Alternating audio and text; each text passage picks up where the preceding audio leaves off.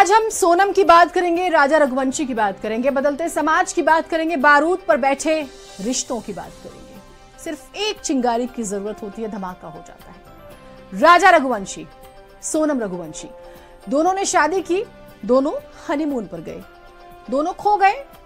परिवार ने ढूंढा तो राजा की लाश मिली, लेकिन राजा की रानी यानी कि सोनम नहीं मिली। तलाश तेज हुई तो सोनम मेघालय की जगह गाजीपुर में मिली।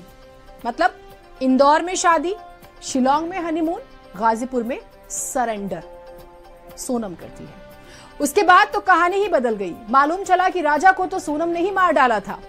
अब सवाल यह है कि सोनम ने राजा को मारा क्यों? क्या सोनम का किसी और से प्रेम संबंध था? दावे हो रहे हैं कि था। अगर प्रेम संबंध था तो फिर शादी क्यों की? और अगर शादी की तो हत्या की बात कहां से आ गई? सवालों की लंबी फहरिस्त है जो पूरे देश के मन में घूम रही है। आज हम आपके मन के एक एक सवाल के जवाब देंगे हमारे खास कार्यक्रम में। रिपोर्ट देखिए आप।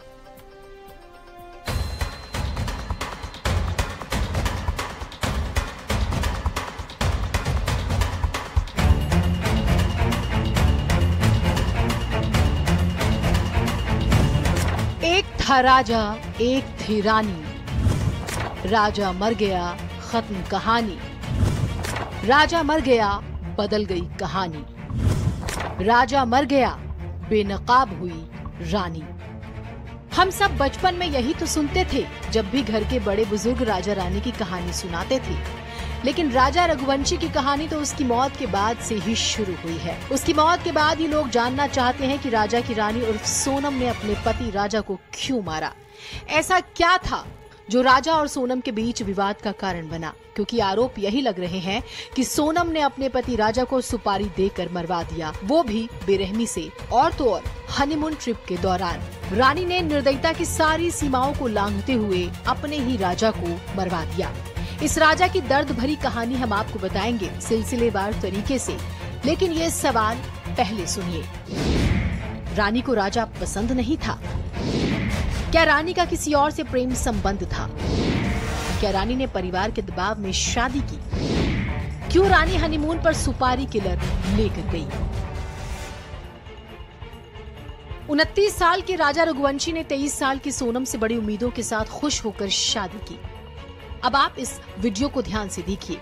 राजा बहुत खुश होकर मांग में सिंदूर भर रहा है, बहुत खुश किसी छोटे बच्चे सा। लेकिन सोनम गुमसुम है क्योंकि उसके दिमाग में चल रही थी साजिश, उसके दिमाग में चल रही थी हत्या की स्टोरी। दोनों 20 मई को हनीमून पर मेघालय घूमने गए। यहाँ तक तो सब ठीक था, लेकिन ये शादी, ये हनीमून देश की सबसे चर्चित थ्रिलर स्टोरी बन गई। आज देश के सामने हजारों डरावने सवाल मुंह बाए खड़े हैं, क्योंकि दावा हो रहा है कि सोनम ने अपनी मर्जी से न केवल मेघालय का ट्रिप प्लान किया, बल्कि वो तो पति के साथ साथ किलर को भी लेकर गई। वो जहां जहां से गुजर रही थी, वहां वहां से अपने पति की लोकेशन किलर गैंग को साझा कर रही थी। वो बता रही थी हम कहां कहां से गुजर रहे हैं।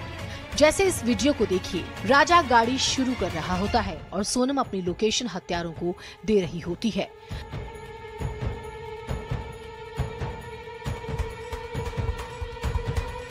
राजा का परिवार सीबीआई जांच की मांग कर रहा होता है, लेकिन अचानक शिलोंग से वाराणसी से गाजीपुर जाने वाले हाईवे के एक ढाबे पर आकर सोनम पूरा केस बदल देती है।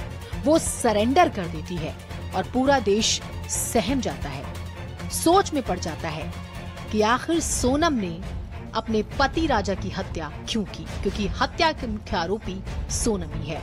और फिर अचानक से सरेंडर क्यों किया? क्या सोनम को एनकाउंटर का डर था? ब्यूरो रिपोर्ट, भारत समाचार।